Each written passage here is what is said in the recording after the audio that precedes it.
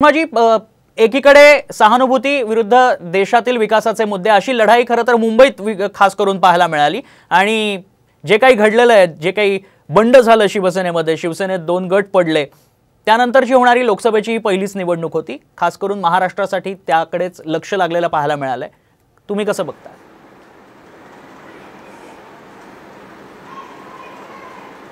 नाही, मला याला सहानुभूती असं नाही म्हणता येणार.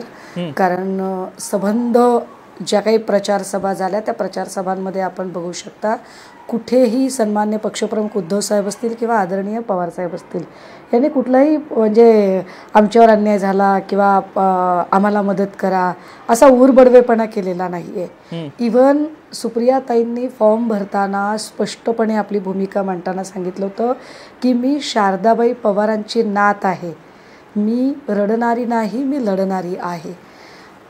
मुद्दा हा आहे की लोकांच्या मनात फोडाफोडीच्या राजकारणाबद्दल कमालीचा राग आहे, संताप आहे आणि अनेक असे मुद्दे होते की ज्या मुद्द्यांवर भाजपाला उत्तरच देता आलेलं नाही आहे. म्हणजे मला वाटतं मी काल परवा दिवशी एका वाहिनीवर केशव उपाध्यांना प्रश्न विचारत होते आणि केशव उपाध्ये माझ्या एकाही प्रश्नाचं उत्तर देऊ शकले नाही. मी त्यांना स्पष्टपणे म्हटलं की तुम्ही माझ्या प्रश्नांची उत्तरं द्या, मी विधानसभेला तुमचा भाजपचा प्रचार करायला येईल. पण ते प्रश्नांची उत्तरं देऊ शकले नाही. इथला कांदा निर्यात बंदीचा प्रश्न असेल, शेतकऱ्यांच्या शेतमालाला हमीभाव देण्याचा प्रश्न असेल किंवा महिला असुरक्षिततेचा प्रश्न असेल, महागाई, बेरोजगारी, कितीतरी मुद्दे आहेत ज्या मुद्द्यांना घेऊन आम्ही लोकांमध्ये गेलेलो आहोत आणि आम्हाला खात्री आहे की उद्या एक फार चांगलं घवघवीत यश आमच्या पदरात पडणार आहे. अगदी विश्वासजी, सातत्यानं हे म्हटलं जात आहे, आता सुषमा अंधारेंनी त्याचाच उल्लेख केला की भाजपकडनं उत्तरं दिली जात नाही आहेत कुठल्याच प्रश्नांना, कुठल्याच मुद्द्यांना. अनेक मुद्दे आहेत. त्यातला महत्त्वाचा मुद्दा म्हणावा लागेल की मोदींनी ज्या पद्धतीत मुस्लिमांचा उल्लेख केलेला आहे, ही चिडचिड, ही कुरकुर का सातत्यानं सुरू झाली आणि का नेमकी ती पाहायला मिळाली या निवडणुकीमध्ये?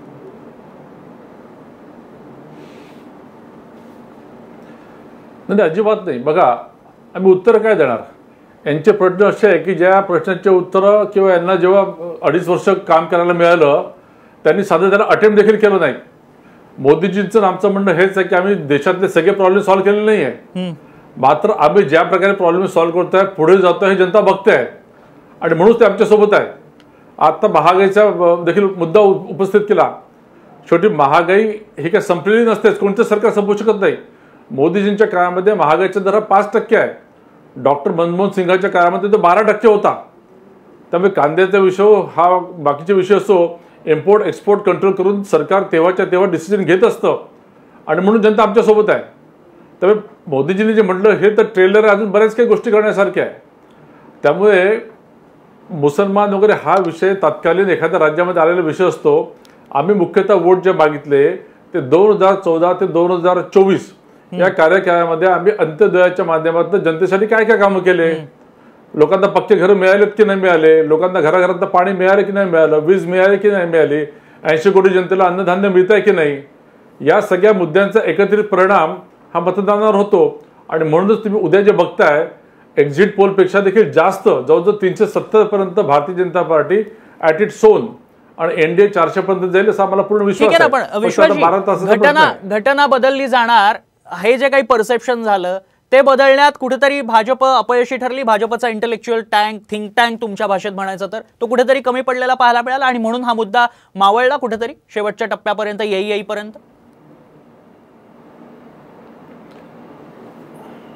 अजिबात नाही, अजिबात नाही. स्वतः नरेंद्र मोदीजींनी प्रत्येक इंटरव्ह्यूमध्ये आणि भाषणामध्ये देखील सांगितलं की आम्हाला 400 मुळामध्ये का बरं हवं आहे. हा 400चा फिगर कसा आहे मोदीजींनी समजून सांगितलं आहे. बघा, आमच्याकडे 303 आणि एनडीए मिळून असे 355 360चा आमच्याकडे बेस होता. आता शेवटी तुम्ही जेव्हा परीक्षेला जाता तर स्वतःचं तुम्ही टार्गेट वाढवता की नाही वाढवत, म्हणून ते 400 आलं.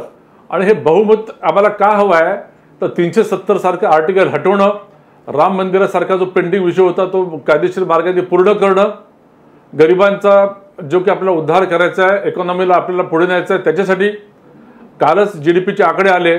आंतरराष्ट्रीय स्तरावर जेव्हा सरासरी GDPचा दर 3% आहे, तिकडे भारत हा 8.4% वाढतोय. फिस्कल डिफिसिट हा कमी झालेला आहे 1 लाख कोटी नाही. त्यामुळे फिस्कल डिसिप्लिन, इंटरनॅशनल इमेज या सगळ्या गोष्टींमुळे आमच्या देशाची इमेज तयार होते आणि मोदीजींच्या पाठीशी जनता उभी राहते. ठीक आहे. अतुलजी,